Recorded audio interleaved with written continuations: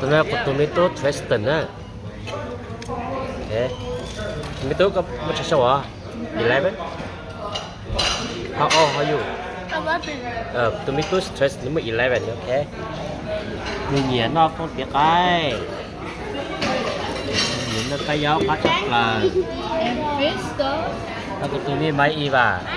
Okay. Tụi nó làm bia tôi á. Và tụi nó làm có xua tomato. Yeah. Tụi biết tụi bảo đó. This is my beautiful daughter. Okay, I'm not sure. That's my daddy. I'm not sure tuần sai. Cái chuyện sao hả đây? Melody. We have got song ha. Có sông đó. Melody. It's really good. Có sông. Ê, có lúc bèo chào với số em hả nè? That's JJ's mom. Beautiful girl, okay? Grandma? I have beautiful girl and got a beautiful granddaughter. Oh, look at the wife. Oh my god.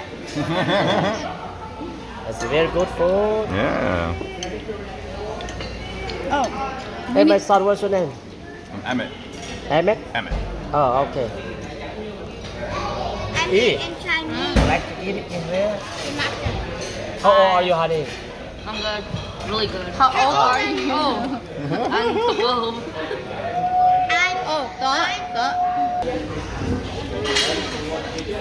Nãy em biết từ nhà tay lùa, ok? Từ giờ chị cũng phải hôi cha. Bây giờ xin xây ra rồi. Xây yên. Ồ, chị nhắm mà suy nghĩ sao? Này ya, xây yên tụ anti, thế xây yên tụ bao nhiêu nữa?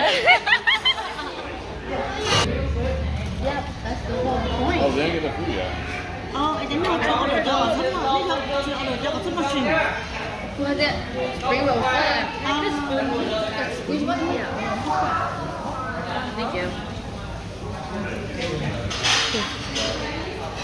Lúc xưa hôm nào cho một cái xây dựng đó, cái xài xây dựng nhất của nó, em có cho nhiều xài, cái cái túi của nó, cái túi cái giờ bia còn dài dần tìm một vòng bia để tôi đi kén để tôi vào để rau xếp cho đời mà cho nó sao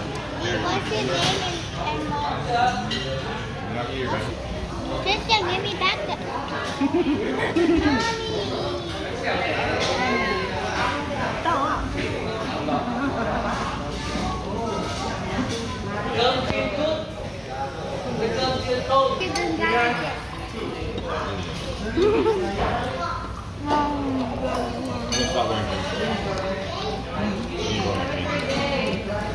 Mommy.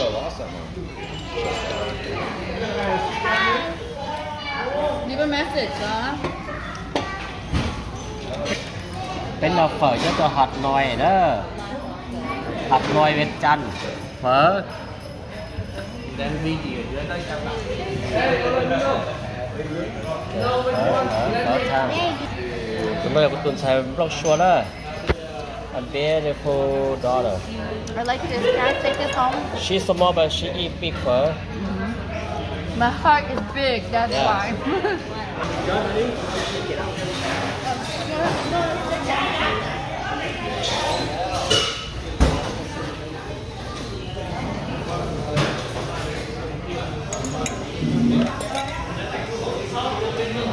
Tell too much chili.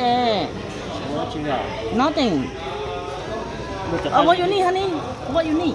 More fish sauce. Oh, you want more fish sauce? Okay.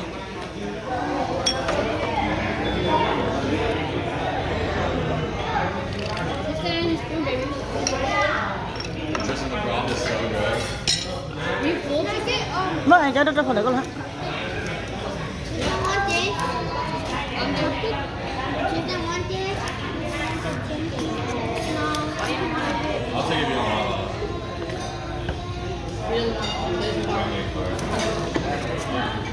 it. bên nó bây giờ ta cho xử lý rồi nông cái là cái đĩa chưa xử lý rồi chín xử lý rồi bột tỏ I put a lot. That's good. We are on vacation. Have thank you. Có muốn thịt chưa không? tụt tố nó tại khởi nó Có thêm nữa chưa? Mất rồi.